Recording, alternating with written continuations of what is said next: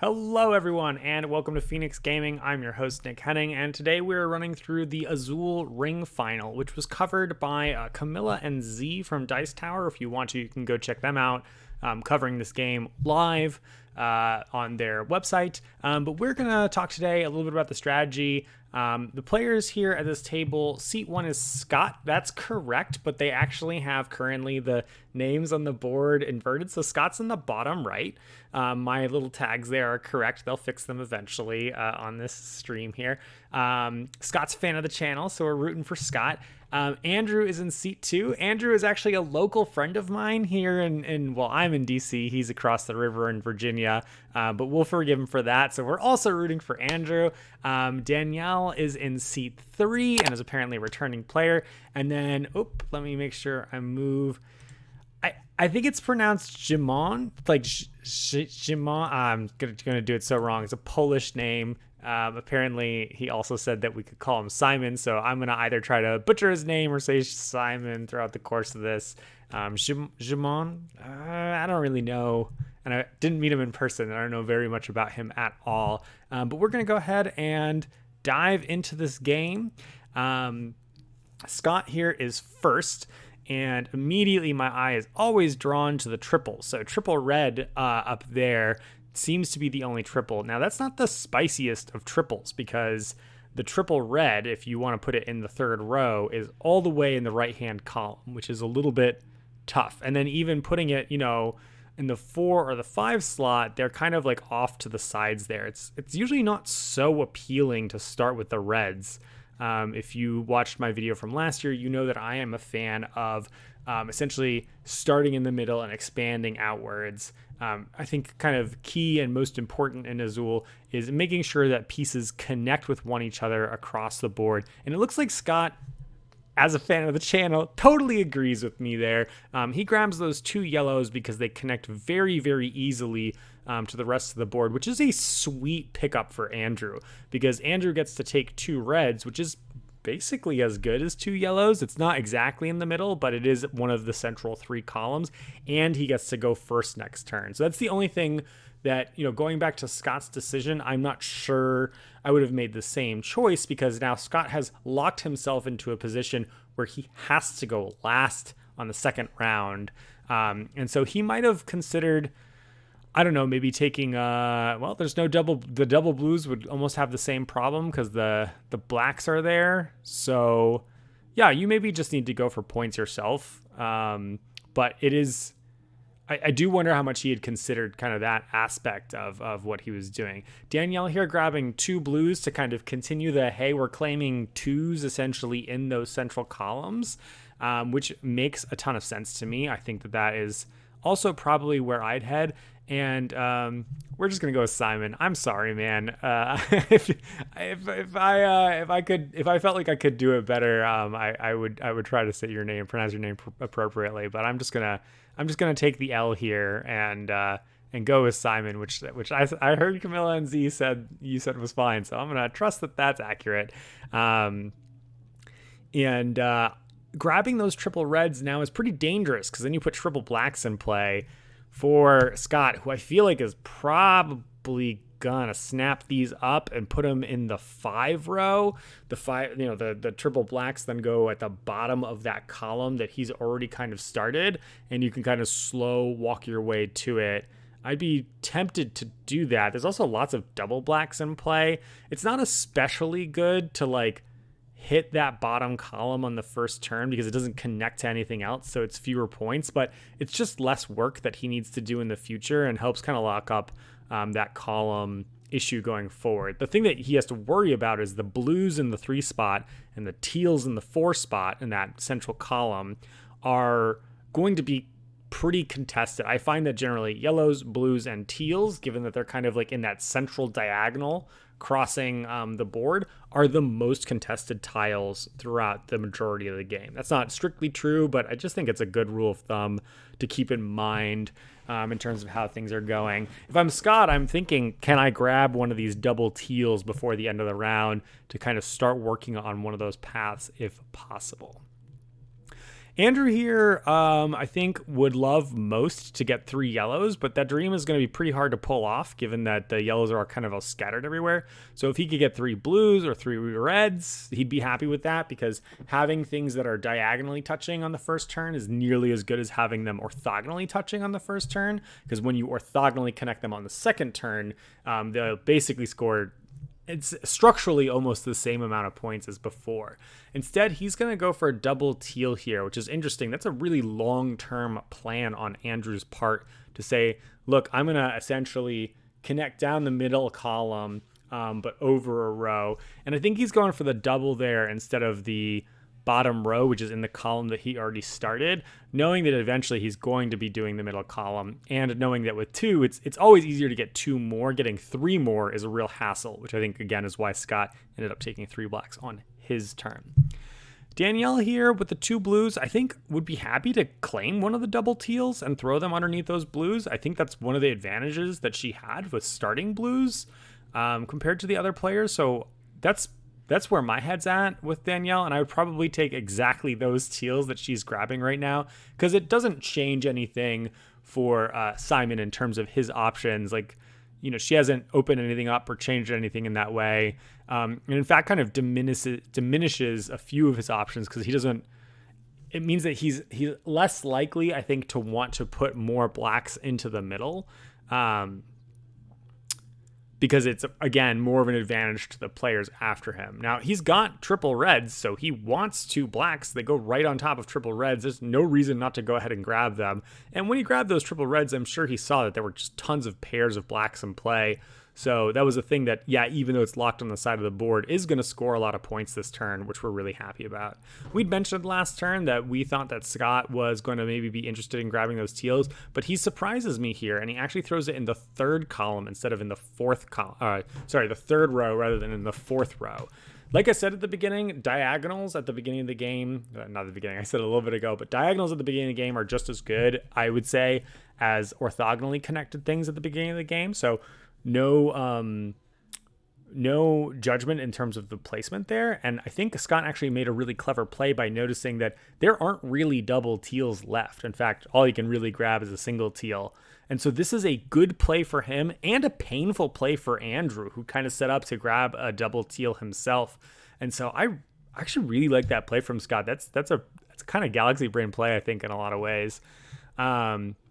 Andrew does take the opportunity to scoop up the 2 yellows, which does work out nicely for him. So he's not, I think, too brokenhearted about it. Having a row 4 thing not work out immediately is fine. In fact, if Andrew finishes those columns of yellows this turn and then grabs blues to put in the finishes the row of yellows in row 3 this turn, and then he finishes the 3 blues next turn, he's actually going to score more points for the teals. So it actually might end up working out for him in the long run here. Danielle pretty much has to grab one of these teals here, because Scott's going to probably grab the other one. And so that leaves Szymon here with some interesting choices, because, ideally what he'd want is 4 yellows, which isn't going to happen. And, he's going to just dump a crap ton of blacks into the middle. Very interesting. So he grabs that to just score his column. That is a very self-focused play. And he's saying, you know what? These 4 blacks aren't going to be amazing for anybody, but they're actually quite reasonable for Scott. Like, they are adjacent to a lot of stuff that he's got going on. He's going last next turn, so having some leftovers from round to round is not as painful as it is from the beginning. If I'm in Scott's position here, I for sure snap up the 5 blacks, put him in that 4 row, because he's already playing teals next to it. I see. And Szymon also, it's a block play. That's another really good play, where he's taking a tile that's good for him, but actually prevents Scott from finishing that 3rd row in any fashion. Yeah, that's going to slow down Scott's development on that 3rd row in general. In fact, actually, this even more makes me feel like he should grab those blacks and put them in row 4, because the only 3rd row he's going to complete next turn are those teals. So he can then essentially on the subsequent turn focus on the 1 slot, the 2 slot, and the 5 slot, because he doesn't really care about the 4 slot next turn, and he won't have an option on the 3 slot next turn. He also, I guess, might be considering what goes in his top row, but really anything in the top row I think is probably fine. But he instead is actually going to grab something that, again, is on that diagonal there, and intentionally chooses that over maybe grabbing a red, which would have actually connected orthogonally and then put 6 blacks in the middle to penalize other people. Scott, when you're watching this video, you're going to have to tell me the logic behind that, because like I said, I don't mind a diagonal as much as anything else, but I'm not clear why you wouldn't take the red in that instance instead of the black. So get in the comments, Nate. What do I think is going on there? I think because it largely pushes out the same tiles. Maybe he's thinking about what's going to wheel around to him. Because if he wheels 6 blacks, I think that's okay. Like, you put it in the 4th row and 2 back, and I don't think you're going to wheel 6 blacks. Someone's going to take 6 blacks because they get to put it in their 5th row. That's amazing. In fact, for Andrew here, yeah, he won't complete stuff this turn, but it's going to connect to a thing that he's already started. So I really think taking the 5 blacks, or even if it was 6 blacks, is probably the position that I would be going for if I was Andrew. I just think anybody would be happy to grab those blacks. It's worth just being done with it. And he does indeed do exactly that. This is a good start, I think, but a little more awkward for Andrew not finishing the rows because he goes first. And you can, especially when you're going first, get jammed up where you have nowhere to put the final pieces and take a lot of negative points that you're not kind of intended to take. What are we looking at here? A single red or a single yellow by paying a point is good points for Danielle. I'm just always tempted to take the blues because they're so highly contested. But those 4 blues are in a bad spot, and this is a really nice pickup for Szymon, who I think until this point had kind of whatever first round. Putting it there in that same column means that he's planning on going on that column in the long term. I think he could have put it in the 4th row too, with essentially the plan of sort of like zigzagging across, because that would connect to triple yellows there. But kind of really is definitely a lot more awkward. So I can appreciate, I think that putting it in the column does seem like the right call to me, but I personally would have thought a little bit longer about where would I put it in the 4th row or not. Because if you put those 3 blues in the 4th row and he does manage to get 3 yellows next turn, he's just essentially continuing his like score zigzag going across throughout the course of the game, which I think is beneficial. Andrew's going first next turn, and he is looking to finish out his yellows, finish out his teals. Those are probably the most important things for him. It's a little bit awkward because his yellows and teals are going to be diagonal from each other, and it becomes a lot less exciting going from essentially the second turn onwards. I said diagonals are fine on the first turn, but at this point, you're really hoping to get as many sort of orthogonals as possible. And to that point, kind of wants 2 yellows or 2 blacks to go in that second row there. The other thing that's awkward is Andrew's going first, but there's very few triples that he could draw right now that I think would be exciting for him. He would maybe take like a triple red or triple teal and throw them in the bottom row if he's playing real ambitious. But I think finishing what he's got is maybe more important for him. Danielle has just a very nice, clean, fundamental start here, right? The like 1, 2, 3 in the appropriate columns there. Szymon also has that same 1, 2, 3, but has a 3 start at the bottom. I actually kind of like Szymon's position the most after round 1. Yeah, he's not in the middle, which is sort of my preferred spot, but he just has the most sort of value on the board, the most points, and I think that there are certainly, right, because the colors that he's looking for now are black, red, and yellow, which are a little bit less contested. When players start in the middle, we're really looking at those blues and teals to be competitive. The problem is those yellows, I think, it's going to be greedy. There's a lot of people who want yellows this turn. Pairs of yellows matter a lot. And so you can get into a position where it becomes hard to kind of march across your board in Szymon's position. 2 reds, I think he'll come by pretty easily, but the 3 yellows are tough. And then we've got Scott, who's got a lot of setup on his board. Being that he was the first player, I think did he pick up the most tiles? I don't think he even did pick up the most tiles. He's got a lot of diagonal setup on it. He's got a lot of potential point scoring, and he's going last this turn. he'd also, I think, like a double red for sure to connect the diagonal that he set up. And we're drawing a bunch of pairs of reds already, so that's a promising look for him so far. Should I cover my fellow commentators? I think I was trying to make some more space on the board, but I do think it's a little distracting when we have people who are talking that you can't see talking. I guess that's true of the table players too, but you kind of know a little bit more about what they're doing. So I think I prefer it this way a bit.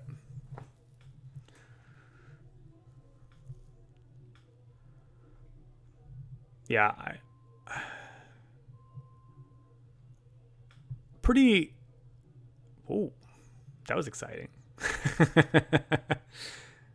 I would not say this was a standard first turn. Andrew and Scott have sort of weird setups at the beginning. Danielle and Szymon going in third and fourth seats have actually the most fundamental first turn. Man, there's been another triple red here.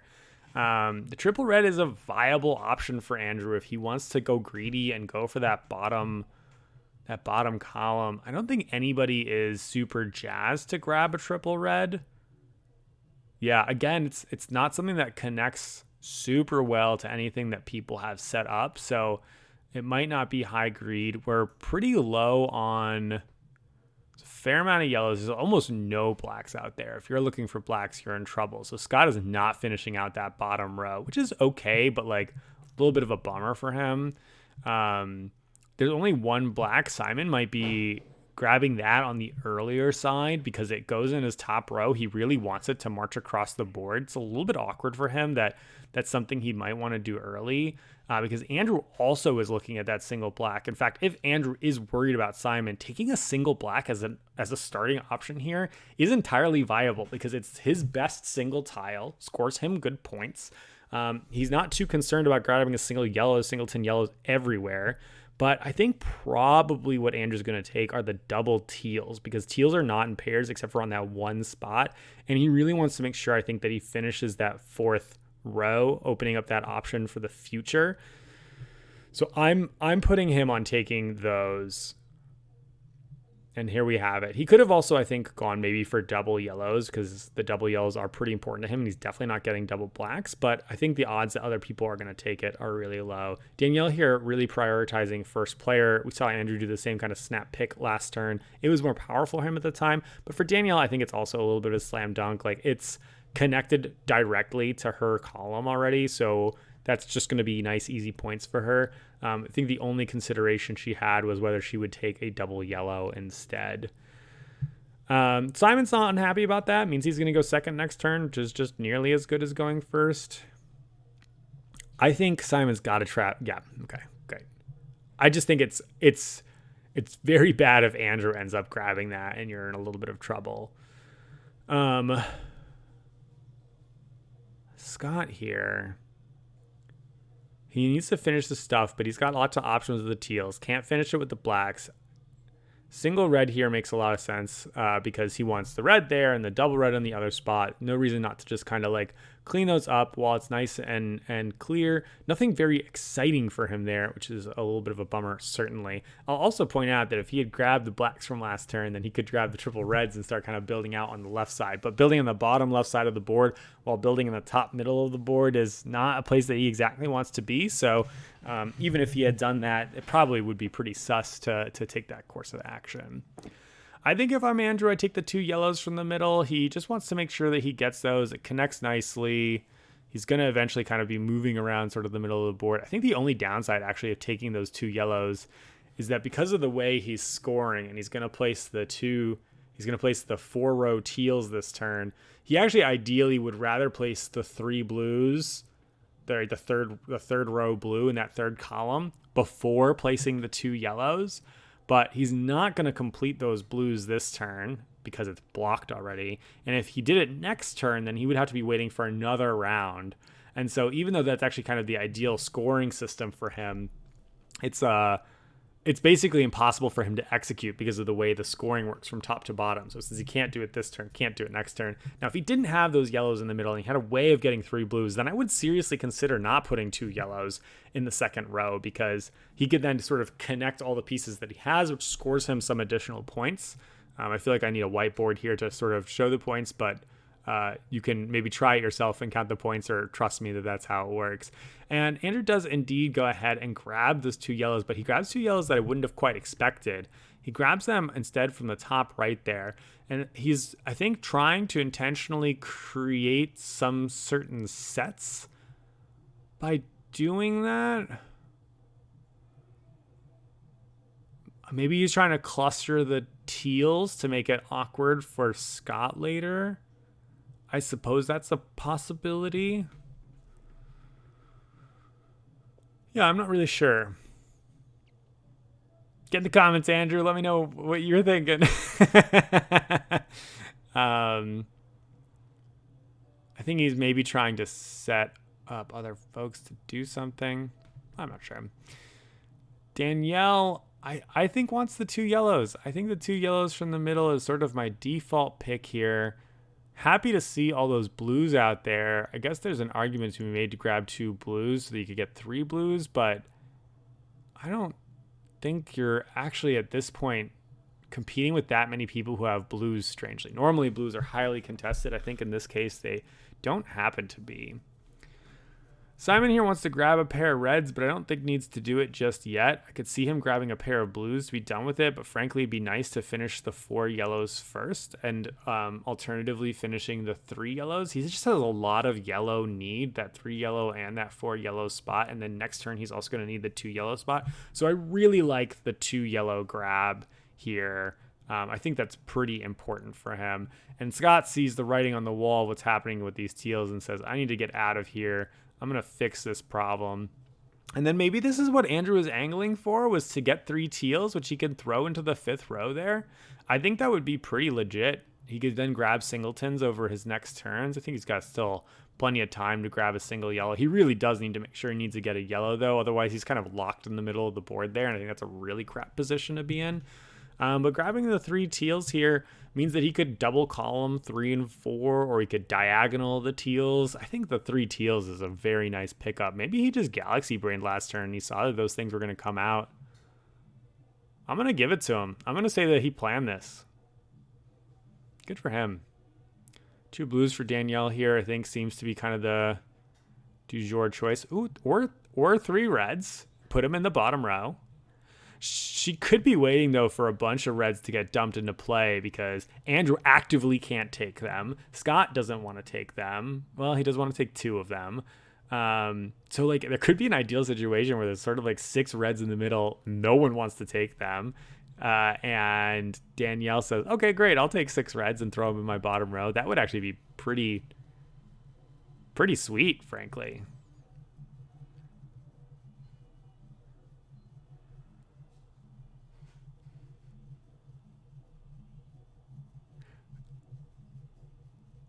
I think I would have grabbed the 2 blues in Danielle's position. I appreciate the need to grab 3 reds, but the other 3 reds have been sitting there all around. Like, you have all the time in the world to grab it, and I think there's an opportunity for exactly what I was just describing. I think going for that 3rd blue there, even if you have to take a negative because there's only the 1 singleton blue out there in the long run, would have been worth it. It kind of fits with their game plan. Just creates that central core for additional scoring in the future. That would have been what I did, I think. The reds are getting low. I think Szymon needs to pull the trigger, especially now that Danielle, right in front of him, is interested in grabbing 2 reds. I mean, she's not in a rush because ideally she would place the 4 blacks before finishing out the red row, but that's definitely not happening this round, so it would be completely reasonable for her to finish it out. This is another reason why, as Danielle, I think I would have grabbed the blues because I think she just has time. Her game plan is not as explosive as other people's, but it is very fundamental, right? It just basically scores points, which is nice and good. And Szymon listens to the advice, does exactly what we talked about here. 3 blues are not the most exciting for Sox. They're not the most exciting for Scott. Scott here, however, is interested in those reds. I think he might take those triple reds and pay the 1 negative victory point. And there we have it, folks. Might as well connect things to connect things. Yeah, the blues connect, right? The blues actually do touch, but They only touch one thing instead of two things. It would have been a reasonable play to grab a pair of blues, but I think the reds are stronger for him. And frankly, if there's a lot of blues available later on, he could drop them in his 4 row and they can live there. That's not necessarily harmful for him.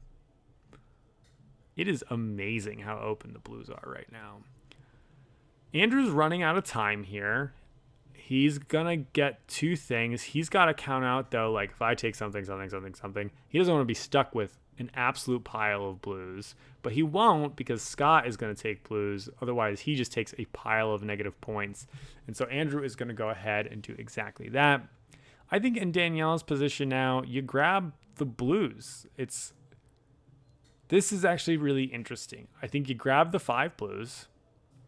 And then you decide, do I put them in the 4 row or do I put them in the 3 row and take -3 points, right? Because Danielle's already got negative points that are coming into play there.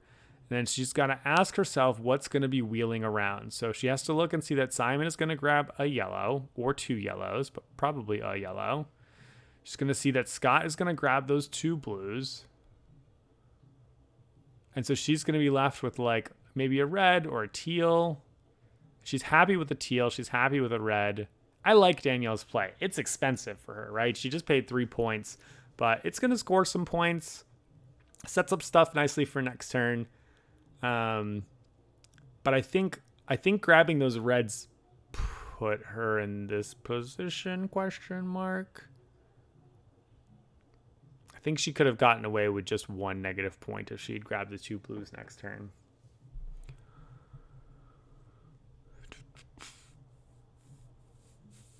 There's the 1 yellow for Szymon. Scott's going to grab 2 blues. They're going to go, is it 2 blues?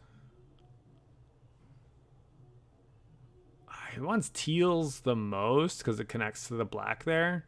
Maybe a single teal is actually better than 2 blues.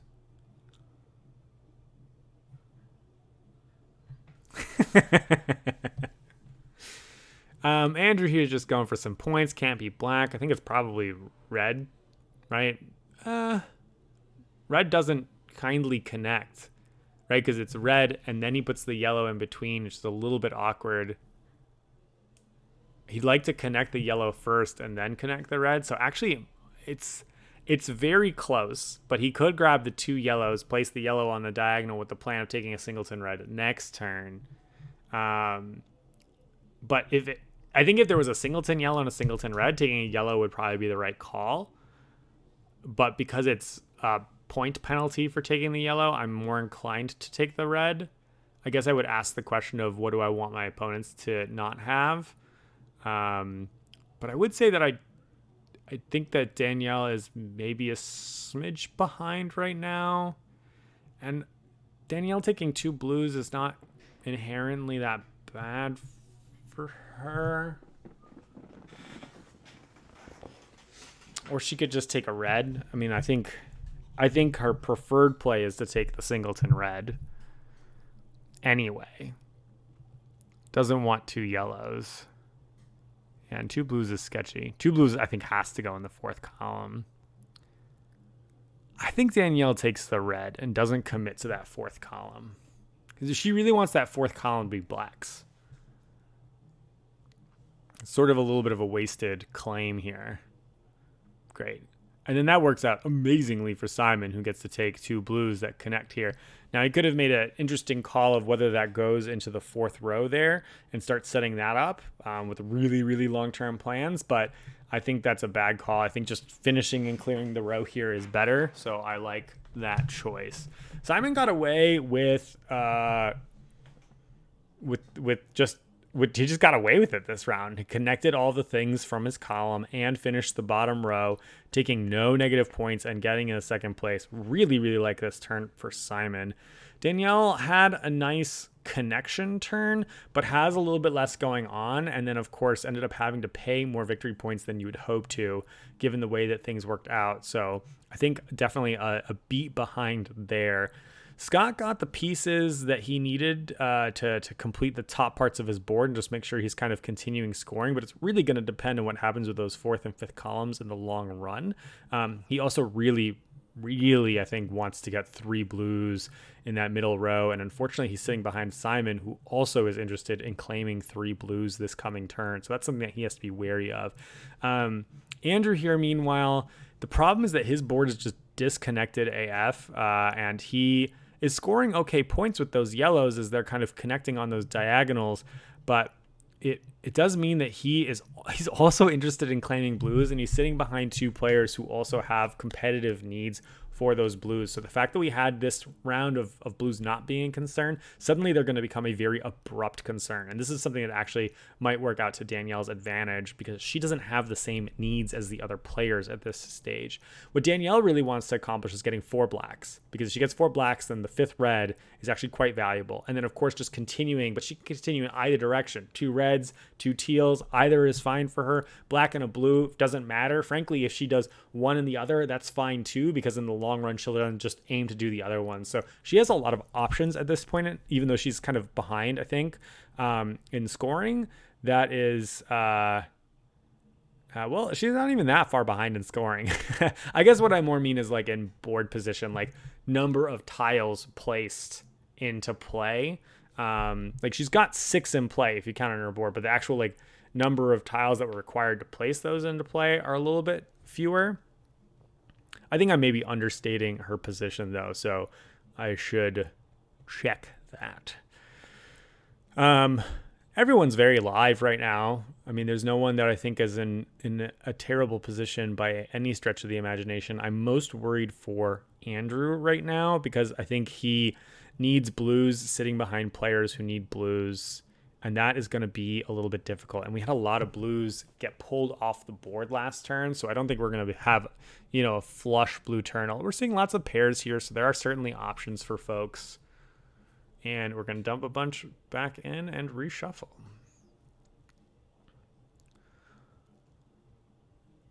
Danielle right now is probably, maybe I'm overstating the importance of the double black or the quad blacks, but I'm thinking I might grab double blacks if I'm in her position. There's only a single double teal, and teals are not entirely unimportant, although really not that.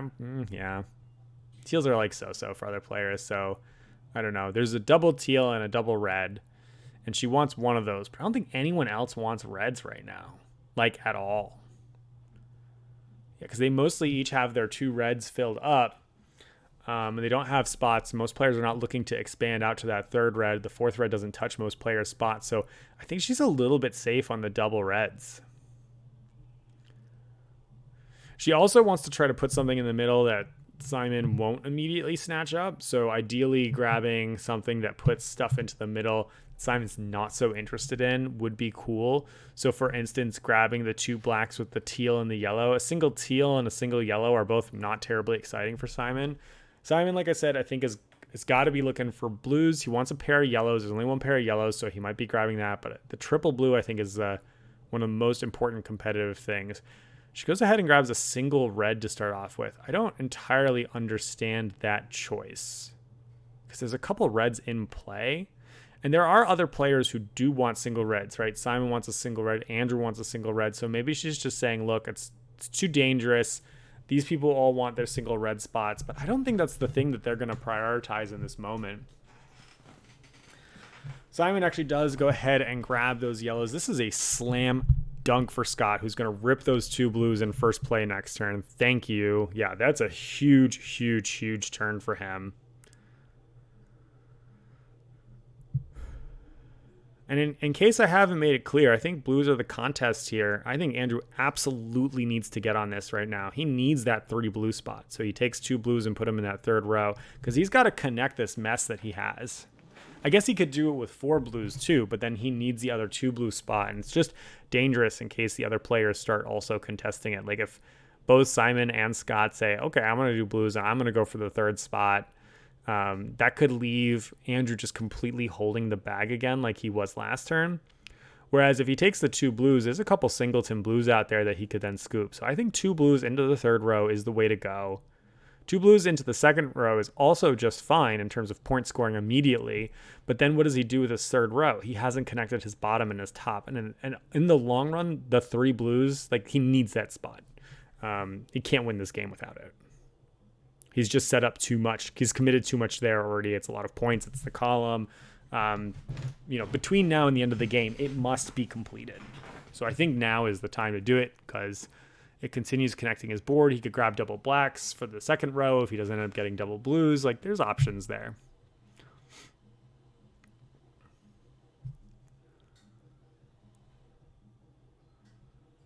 Man, Andrew, we are pretty simpatico so far. Well, it doesn't come as a surprise, but I still think that Danielle wants blacks. Maybe she could be banking on no one else wanting blacks and essentially hoping to sort of get a glut from the middle. I think that could be a viable option if you wanted to play a little bit greedy, but she doesn't want to. I think that's completely reasonable. I think like an option could have been to grab the two teals, puts a third black in the middle, although a third black's probably pretty good for Scott. I think there's a good chance that he takes the third black. I think the blues matter. You know what I think you should grab, Szymon. Beat this dead horse all day long. I guess he could grab the two yellows to put it in column 4, but he's not going to finish it, so I don't think he's in a huge rush to grab those. The danger is that there's a third yellow that goes into the middle. Danielle's going to snap that up, which is really a bummer for Szymon. It's actually, frankly, just a problem for him in the long term that she's interested in that third yellow spot and he's interested in the fourth yellow spot, so he does need to consider that. But hey, let's go. Blues are the problem. Everybody needs them. I think... So if Scott grabs two blues and puts them in the third row here, he's the one caught holding the bag because Andrew says, oh, I need a blue. Szymon says, oh, I need a blue. And then they close those, and then he doesn't finish the row there. So it's a dangerous proposition for him to push them on that. And he's got to think about, this is where you have to do the weird math of what goes into the middle and what Danielle is going to wind up taking if he does go for the two blues. But I think he recognizes exactly what we're saying. Like, he's going to be the one holding the bag. It just doesn't make sense.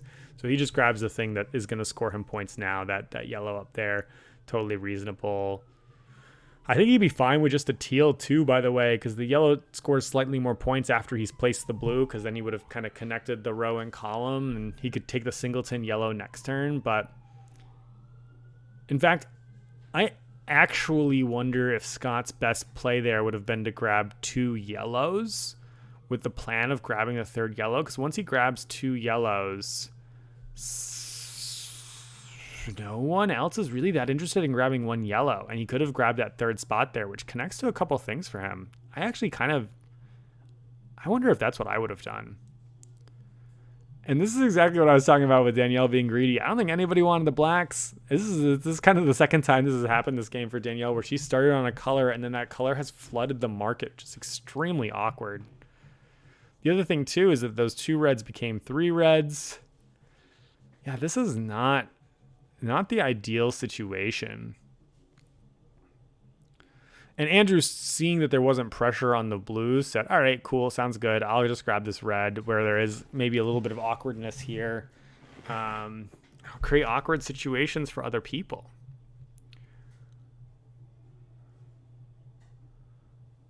Sure. Symon's got a lot of cute options right now. I'm inclined to take the three yellows, dump them in row 4, and just be done with it.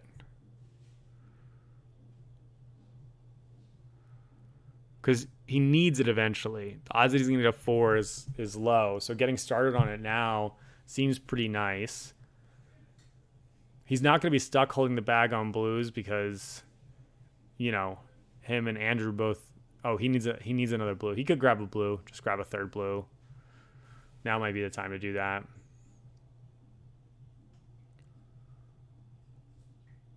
Three yellows sitting there for Scott is so sweet. So him not grabbing the two yellows is going to work out for him. Oh, Szymon says, nope. He's going to do the thing there. Okay.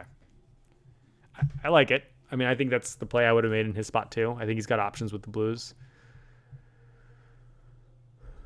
Scott can grab 4 blacks to put him in the third row. It's not really that great for him. It sort of connects to his board.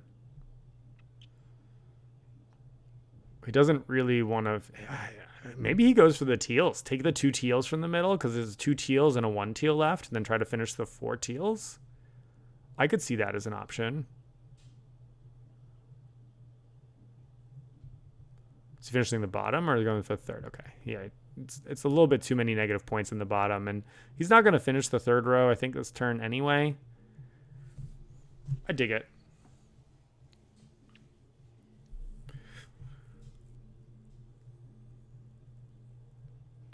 It's not really that positive for him to have done this, but it's also really not that negative. Like it's kind of in a lot of ways almost like a pass action. And I guess it does give him some options in the future, but really he frankly cares about the blue and the yellow in the long run, to connect sort of his central part of his board there. 2 blues here for Andrew. You know, we talked about earlier about how he had some options, but since those blacks have dried up, he might as well grab something that connects to his board. He got a lot more blues this turn than I think he had any right to, because Szymon and Scott were both interested in doing some other things along the way. And that's, in my opinion, if this round had gone differently, Andrew would be nearly dead this turn. Just he would have too many demands for blues next turn, but he's gotten himself out of that situation, which has worked out really nicely. Danielle's had an awkward round. She's claimed a lot of tiles, and they're in columns that she cares about, but now she's not going to get to do all the things that she wants to before the end of the round.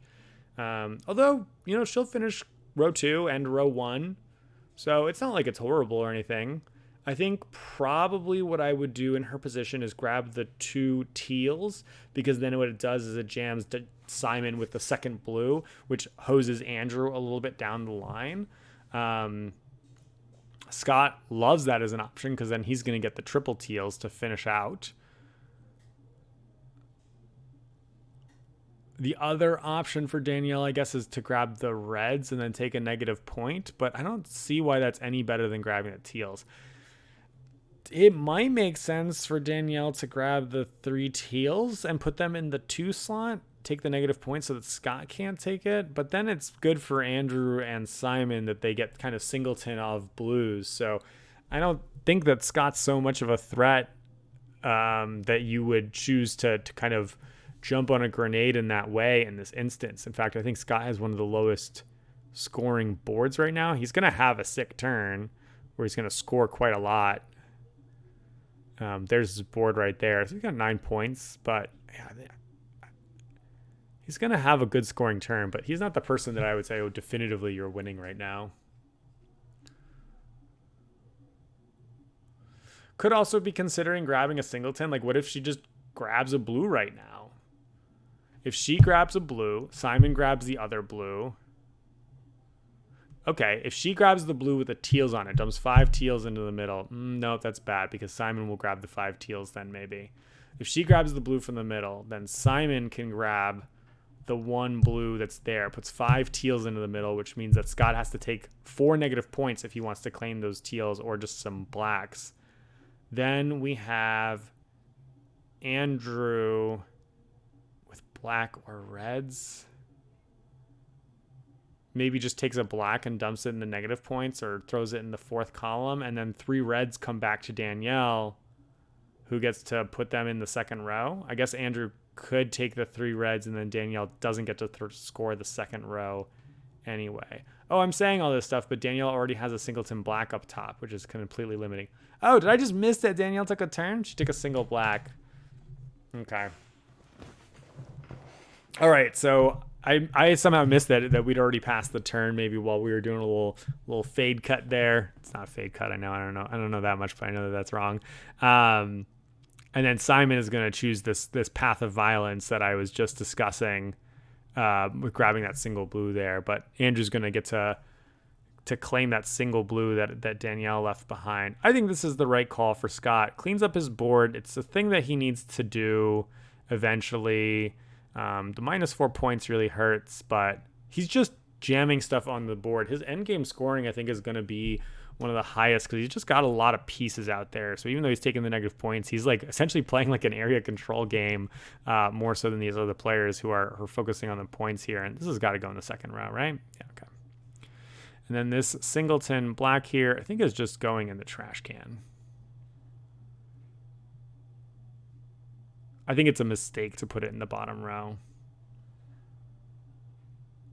It just locks him in the long term and doesn't really help out. Scott getting to go first next turn is going to be a really nice big deal because he needs triple blues. So he's going to prioritize grabbing those blues. It is by far the most important thing for him. Alternatively, he could grab yellows, but the blues are just that 3 blue spot is just so key. Andrew here has actually solved his central problems. He actually has he's in a really nice position where he's got a lot of different places where he can go on the next turn. Because he's built out the center of his board completely. And now he's got lots of places he can go. He's looking for teals. He's looking for blacks at the top of the track. But then he could also grab, a pile of blues maybe. This is the awkward part, is that he needs a pile of blues for his 4th slot. So even still, because he's got the 3 teals so at the very bottom. So I think the most important thing for him is also just grabbing lots and lots of blues next turn. Danielle kind of continuing here on that starting block up there. 3 yellow looks really nice for her going forward. Finishing a column, just probably the neatest of all of these boards so far. And yeah, she's just looking to sort of continue the plan. Just looking to make sure she finishes those 1s and 2s. Her color needs, I think, are a little bit different than the other players. So I'm liking that a lot for her position. Szymon here continues his march across the board. The awkward part is that he didn't get his 1 slot this turn. So he's looking for a red, 2 blues, 3 teals next turn, and a singleton yellow as well. So he's got a lot of options. And then his bottom, I don't think he's ever going to finish another column given what his 4th row situation looks like at this stage. So it's really just sort of the 5th row, I think in a lot of ways, is just his emergency valve for negative points at this stage of the game. Oh, we're getting an update from the other games that are being played right now. Yeah, soon. Maybe we paused the Azul game. Let's see. Oh no, we didn't pause the Azul game. We're going to pause the game state right now and figure out what happened. We've gone around the board at least once. Just once. I can tell because Szymon has taken a yellow. We started with Scott, who has taken 2 blues, probably for his first action, took a single blue as his second action, and chose to place it up top, rather than finishing his row 3. I mean, that's a clear signal of what he's going to do, but I don't know why he wouldn't finish row 3. Could be that single blue was his first take, and then double blue was his second take. Maybe because of what he ended up putting in the middle and trying to make sure that Andrew didn't take the first player. Andrew clearly didn't respect that because he grabbed a single black with that first player token. Danielle grabbed 3 reds because 3 reds are clearly the thing that we flip up here. 3 reds is a bold choice for Danielle because she didn't have anything in that column. Now, all the things in that column connect if she can make it happen, but I don't know that that's the exciting spot for her to be unless she's confident she can get 3 blacks and 5 yellows. And this doesn't look like a board with a lot of blacks on it. So I think I don't love that 3 red. Oh, she's going for the potential diagonal points, not the column points. Okay. I can see that. I still don't think it's necessary. Andrew maybe wants 3 reds. Andrew wants 3 reds. Andrew would take 3 reds. Okay. Because Andrew's 3 reds could connect to a double black that he would take as well. I could see that. Szymon took the single yellow, which is interesting because it seems like there's lots of yellows, but I guess there's only 1 single yellow. Maybe there's lots of doubles. He didn't want to take the negative point. But he needs ideally triple teal, double blue. Looks like there aren't a ton of double blue options. All right, that's us caught up. Andrew grabbing double teal here. I like that a lot for him. Triple teal does a lot of points for him, so I can totally see that. We see Danielle here just grabbing a single red to finish out the game plan there. That makes total sense because there's not a lot of single reds out there. So once you've kind of committed to that, I think that is a thing that she has to do. I think grabbing a double blue here, I mean, it puts 4 yellows into play, which is a little awkward, but it's not amazing for Scott. It doesn't connect to anything. In fact, he would probably actively skip it. And it's only okay for Andrew, who's not going to connect it this turn, but might connect it next turn. And 4 yellows is actually quite good for Danielle, who would put it probably in the 5th row to maybe get that column bonus. But the 2 blues are important for Szymon. But maybe he doesn't want to risk the 4 yellows for someone, which is totally fair. I already said that I think grabbing the 3 teals is important for him, so might as well grab 2 now, and the plan of grabbing 1 later, that's certainly the more conservative of choices. The thing is, I don't think those 2 yellows are going to go away anytime soon, so his problems aren't going to be solved. Scott could certainly just grab a single blue here, no problem, move on with his life. There's a lot of people who want teals now, though, so grabbing 2 teals could be like a thing for finishing his 2nd row and just moving on. But he's trying to actually push stuff into the middle so he can set up a situation where he gets 2 blacks, I think, and putting those out. That's going to put him on a high demand for teals next turn because he'll want one in the top right and then one in the second row as well. I think I would have liked the 2 teals a little bit more. I think he had time on the blues. Andrew here, just his demand for teals through the roof as he continues to grab them and put them into different spots. It's a really greedy choice. But I guess he really doesn't need to finish the bottom row until later. He's got all the time in the world to finish the bottom row, but he just needs to be able to play things out. And he knows that the 2 blacks aren't going to get through Scott. That's actually the thing. He knows that 2 blacks aren't going to get through Scott, who's interested in either taking 2 blacks or putting them in the bottom. So I take it back, Andrew. I like putting those in the 2nd row.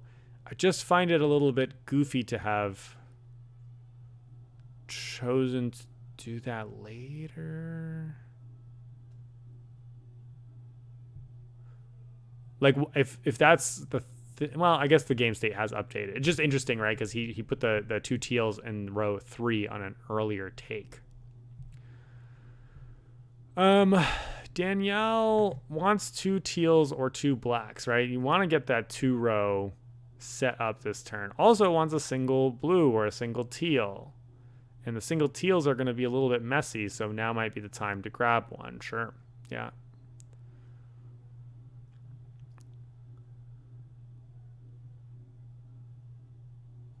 I think Symon's supposed to take the single teal here or the double blue. Are you concerned about anyone else taking the double blue? I don't think so. I don't think anyone's going to take blue. I think the single teal is what he needs right here. Yep, it puts those 4 yellows that we talked about before into play. These 3 blacks are not so exciting for Scott. He will snap take those 2 teals, which blocks Andrew and helps himself. Yeah, this is the problem that Andrew, that I was referring to with the sort of like 3 rows of teals here. So while I appreciate that he played on that 2nd row, by having his needs be all teal, he's been a little stymied here. 4 yellows aren't great for him. 4 blacks do connect a little bit, so I think 4 blacks are probably the way to go. And then he's just taking negative points for the rest of the game, which is a friggin' nightmare. Really wish they wouldn't go to this quad. Yeah, the thing with the... Because if he'd put those 2 teals in the 5th row, he'd score fewer points, but he wouldn't be in this position of being completely jammed up. You know, he could take the 4 blacks and put them in row 2, take a couple negative points. Yeah, this is bad. I think Scott claiming those 2 teals on the back of a single teal and a single teal being taken might put Andrew out of the game. Oh, we said we wanted to look at the scores. 5, 10, 15, 20, 25. Looks like Danielle's at 28, Szymon 25, Andrew 23. 3 and Scott 15, something like that. I feel like Danielle more and more is just kind of showing that my skepticism of, well, let's see, 6, 7, 8, 9, 10 on board, 3, 4, 5, 6, 7, 8 on board, 6, 7, 8, 9 on board, 2, 3, 4, 5, 6, 7, 8, 9 on board. Oh, so Danielle's had the most. I don't know. What am I talking about? I feel like Danielle's actually in the best position.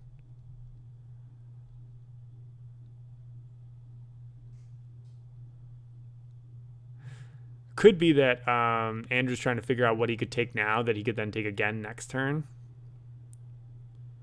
Or how he could not take something next turn. Like if he takes 2 yellows, well, then something's going to come back to him for sure. So that doesn't work.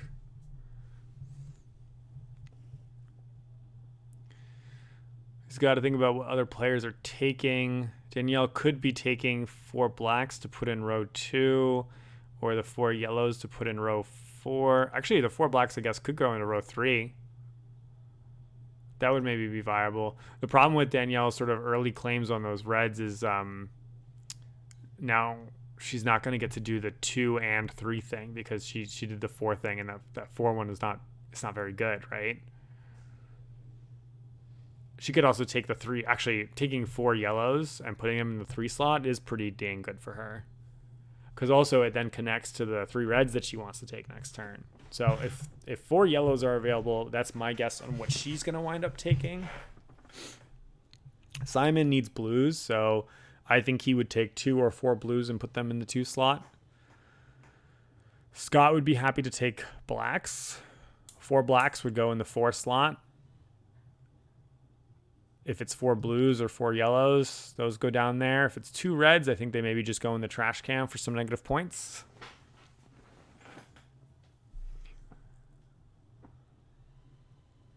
He just takes the 2 reds for negative points.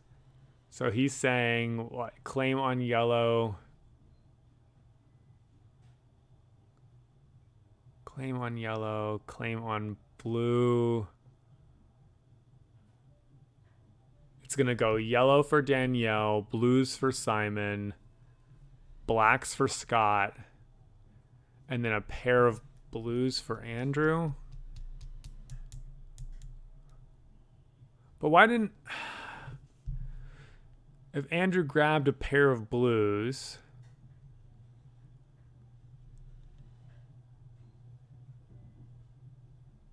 I see. He thinks he's going to get a pair of blues either way. Yep, I see it. The idea is that Danielle's going to claim those 4 yellows. Simon's going to grab one of the blue slots. Scott's going to grab the black collection. And that's going to leave a pair of yellows and a pair of blues for Andrew to take. And he's going to take a pair of blues. So that he can play in the 4th slot there, open up that option for next turn. Which is fine. He just hasn't closed a lot of things this turn. Has a lot of specific needs next turn and not a lot of space.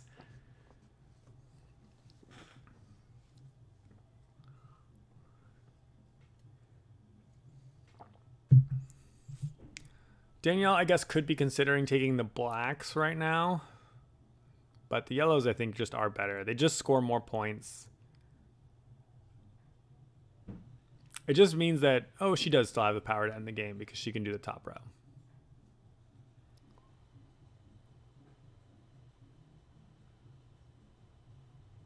Could have been the blacks in the 3rd row, though, if she was feeling really, really spicy about next round. Because she actually... Oh, if she took the blacks, it would go blues for Szymon, and then Scott... Blues for Szymon, and then Scott would take not blacks. Scott would probably take the yellows just as a throw 4 yellows in the thing and move on with his life. Yeah. 4 blacks here. I mean, I know you want to complete that bottom row, but I think putting it in the 4th column there, I mean, it's amazing. It's 6 points that you just wheeled because no one else could take it. This is a dream. I think this turn has put Scott ahead. Well, he was behind, so maybe that's not accurate. We'll have to see the score. But that was very, very good. And then he's just worried whether he will get the 2 blacks next turn. And it's fair, actually, because he needs 2 blacks in his second row next turn.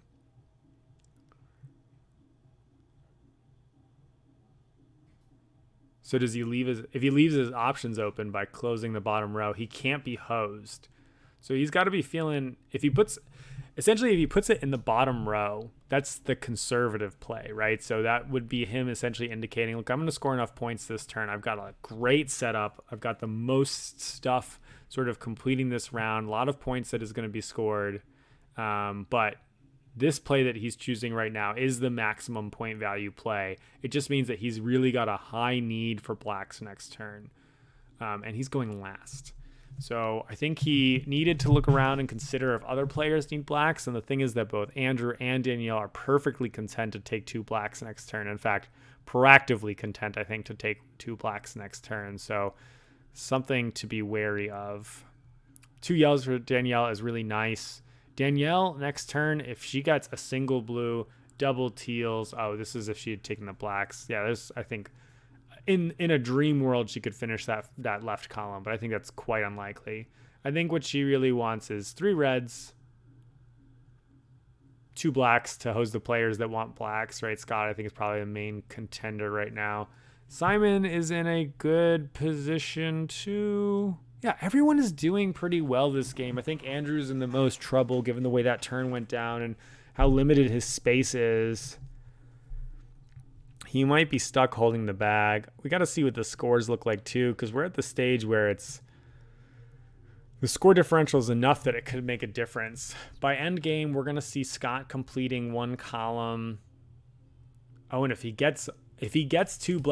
gets 2 blacks and 2 blacks, he has the column and the black diagonals. They essentially can't let that happen, to the point that Szymon needs to consider taking blacks in row 3 because they're good for him and also actively bad for Scott to not take the blacks. Same with Danielle, same with Andrew. They all can use 2 blacks for something, but Andrew has a lot of needs. He's got a lot of very specific needs. He needs 2 blues. He needs 2 blues, 2 teals, 1 teal. Yeah, he's got really, really specific needs. If he gets all the teal dreams, 2 teals, 1 teal, 1 teal, then he's going to have a diagonal as well. So Andrew's got a pretty high upside potential.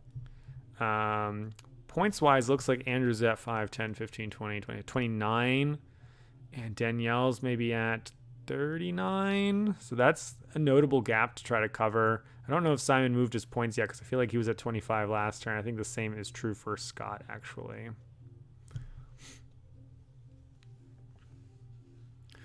But yeah, look at that. Scott's just got that stalwart cluster center. He's placed 4, 8, 11, 13 tiles.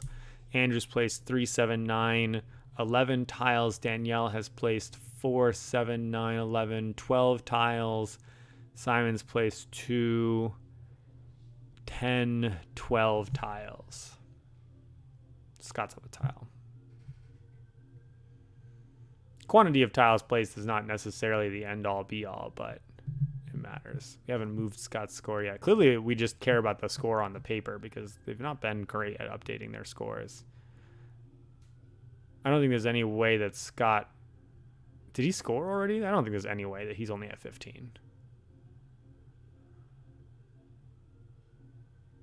No, he scored too many points last turn to still be at 15.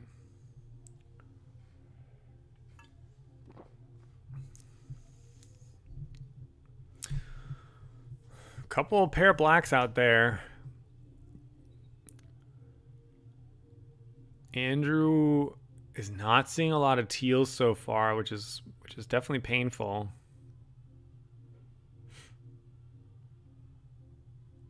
I think that means his dream of a teal diagonal has dropped significantly.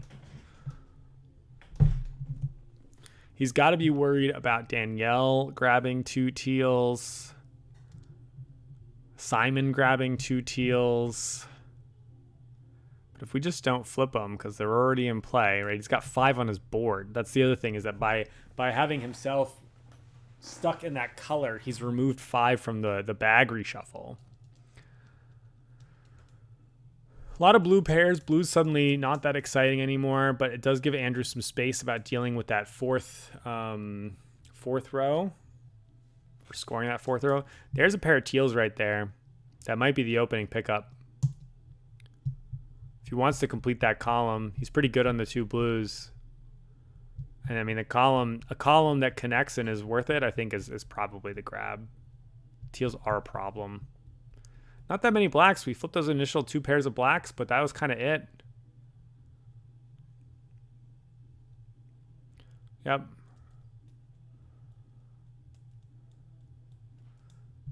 Danielle needs 3 reds, so I could see grabbing 2 reds to make that happen, but I think the better play here is to grab 2 blacks. Gotta slow Scott down, slows Andrew down. Andrew wants 2 blacks too, and that those 2 blacks are going to connect to the 3 reds when you get there. I don't think anyone else is interested in grabbing reds. Andrew actively can't grab them. Scott's 3 reds hurt. The 4 red is good for Scott, so if he can get a bunch of reds, he's going to. But reds are... Like Szymon wants a single red. The thing that's been hurting Symon's game is he's missed the single tile claim a couple times now. He's been great on the 2s and 3s, so he's been scoring those points as he marches across the board. I'm still not convinced that these scores are updated. I mean, if they are, the gap that Danielle has is quite significant at this stage.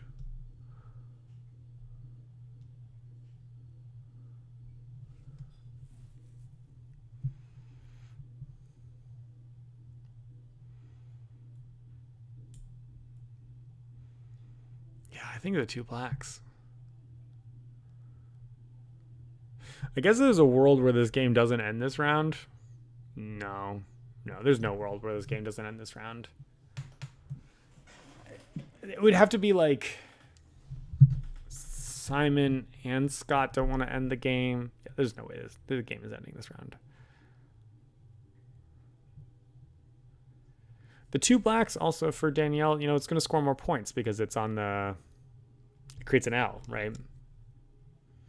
Ugh, now the sun is setting. I look especially whitewashed. What was this? A single blue. She did need the single blue, but I don't think she needed it now.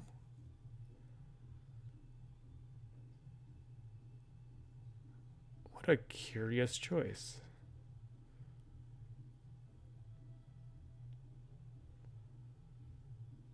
Double blacks, put a single blue in the middle. It doesn't match up. And even taking a negative point or 2 for those blues later would be fine. I don't like that. But I keep saying I don't like it for like half of Danielle's plays, and she's doing great, so I clearly don't know what I'm talking about.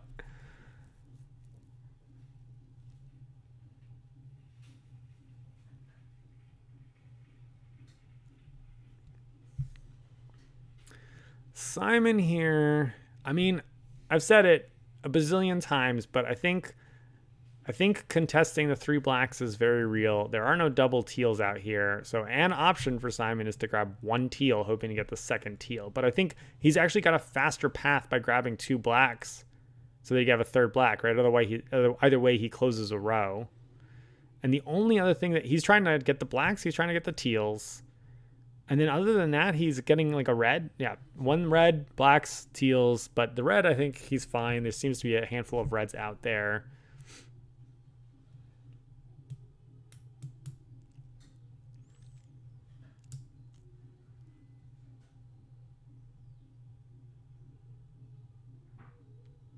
I think the 2 blacks are the way to go. Yeah, lots of options for reds. He's fine there. Is there a way that he can essentially get 3 blacks and 2 teals? We know that Andrew's interested in grabbing a teal. We know that Sky is interested in grabbing a teal. Yeah, I think if he wants his teals, he's got to grab them now, I guess, so he could be greedy about it. 2 blues. I see. He's thinking I might get on a blue diagonal. These blues are going to score me points right now. Yeesh.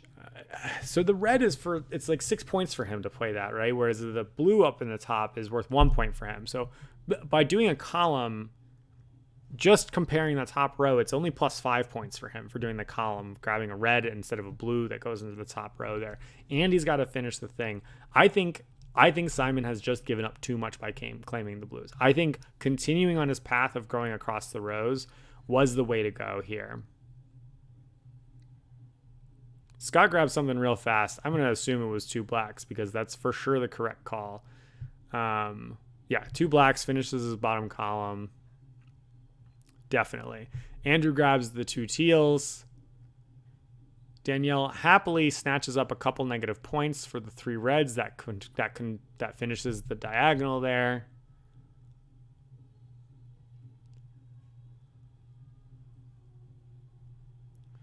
And this is a nightmare for Szymon. Oh, Andrew grabbed 2 blues because he'd already grabbed the teals, of course. Yeah, he grabs the 2 blues. Yeah, Szymon grabbing the 2 blues was, I think, a really bad play. 2 teals here does work out nicely for him. Freaking slam dunk for Scott. No one else was paying attention to these blacks. Here they go into his hand. That is 10, 12, 17 points right there, assuming he doesn't even get a teal, which would make it more points. That is a huge, huge boost for him. That might be a game-winning play. Being in 4th seat and getting both the things that he wanted this turn, absolutely insane. Single teal left out there, which no one's going to grab. Scott's going to get the single teal too. Oh my God. Andrew got the teal out there. It looks like he's going to maybe take some negative points to throw things into row 2 or 1, but he at least finished the 3, 4, and 5 that he needed. I didn't get a chance really to look at Andrew's board for what he needed for the 2s. I think he needed 2 blacks, but that wasn't an option anymore because they've been grabbed out from underneath them, which makes sense. Scott was prioritizing that, and Andrew had too many other battles that he needed to fight. Yeah, that 3rd teal is only so-so for him, but he might as well complete it and hope that the 2nd black kind of gets dumped into the middle here. Everybody wants 2 blacks now, but there's no way for them to grab them. Danielle, I think, wants to... I think maybe... Oh, that's tough. I was going to say grab the 4 yellows, but already has negative points. So essentially it's a +4 to finish the yellow in the bottom left corner. And -2, so it's a 2-point play to do that. Whereas if you leave the yellows out there, they might hurt someone else. Oh, but Scott really wants 3 yellows. 3 yellows is a lot of points for him. She wants 2 blacks or 2. She could grab a single black. A single black is going to be worth, let's see, 4, 5, 6. Plus then connects to that red, 7, 8, 9. A single black is worth 9 points, right? Because it connects the L for the first the column and then the 2nd row, and then the red that she is already placing is now placed into the column. She does exactly that. I like that play a lot. This works out nicely for Szymon, who manages to get 2 blues. Scott says, great, I'll complete that teal that I wanted. That's another 5, 6, 7, 8, 9 points for him. What a whopper of a turn. Andrew grabbing a single black here is purely a defensive play. He doesn't want to score negative points. Danielle, yep, got to grab the points that are there. Szymon is going to just not take negative points here. I think yellow is not especially good for him. And Scott's going to be fine with that pile of yellows because it's going to score him 1, 2, 3, 4, 5, 6, 7 for a couple negative points. 1, 2, 3, 4, 5, 6, 7 for 6 negative points. So he's not stuck with this, right? This is still a positive +1 point play.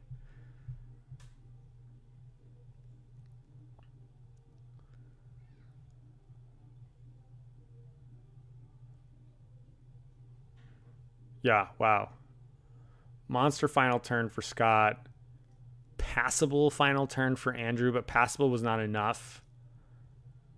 Danielle did, I think, most of the things that she could reasonably accomplish this turn. It'd be nice to have grabbed the yellows as well. Symon's grabbing of the blues, I think, ended up being, he didn't have enough time, right? Like to do the other things. And I think if he had contested the other things, it would have been stronger for him.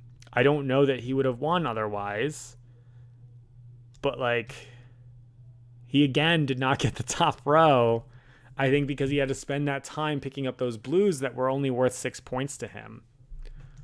I think his eyes got a little big for his stomach, but also it could be that he's just far enough behind that he needed to make a Hail Mary play to get to the end there. I don't know that going for blues was the play that does that. Scott's just counting it out here to make sure that he's right, which makes sense, even though the math is, I think, eminently obvious. It's not the kind of thing that you want to screw up at this stage. And he just had that body language of, I know I've done well, but I don't know if it's good enough. That's that squeezing your arms, lean forward. Amazing. Oh, I thought Andrew was legitimately frozen. He just is so honed in on the scoring here. That's amazing.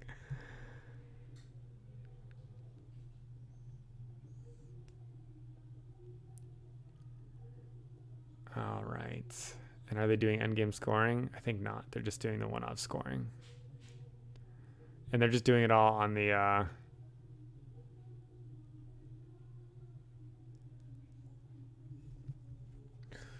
So, yeah, I haven't heard the scores. I do know who wins the game. But I think it's between Danielle and Scott. And then Szymon and Andrew are duking it out for third. I think Scott with the 2 columns and a diagonal the 1 column and a diagonal and the 2 rows. I don't think there's any way he loses. He was behind in points, but I don't think that behind in points. I do think that thing was not updated. I do think his points are higher than 15 right now. And even if they're not, he just has so many points that he scored this turn. There's a fair amount of negatives there, but it's not enough. Danielle's got the column in the row, which is nice. And I think you saw her just doing the nod, like the I know it nod. So I think that even if they haven't done endgame scoring, she's aware. Scott's just figured out he's won. Yeah, they all know because they've all counted, even though they're being very precise and going with it. We can't see it on the board. They're not updating it on their board sheets, but Scott, that breath was he took it. Good score for Andrew here, but he just didn't end up getting to place enough of those tiles. I mean, like that last turn, scores some nice stuff, 2 columns, but doesn't finish his rows, doesn't have a diagonal completed. He just got stymied by that 4th turn. That really killed him. Let me pause for a second so I can get the actual scores and update you. All right, let's finish this puppy out. So as they're going to count out the final scores here, we're going to end up with Scott on 78, winning the game. Danielle, very close on 74. And then there's a bit of a gap when it goes to Andrew at 62 and Szymon at 61. So decent scores all around.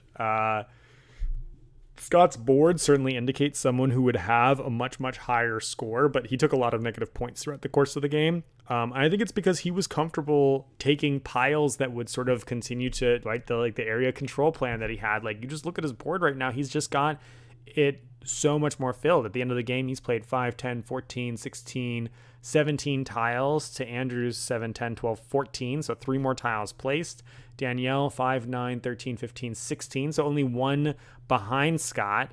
And then Szymon on 10, 12, 14 tiles. So the players who are ahead play more tiles, and that's generally kind of the name of the game because you score more for placing the right tiles, but just placing tiles scores points, and the players who placed the most tiles scored the most points, right?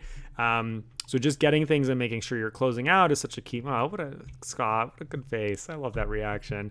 All right, everyone. Well, that was a delight. I think Azul is a really delightful little game. I think it's impressive with the numbers, how much thinking there can be there, and then paying attention to what happens with your opponents.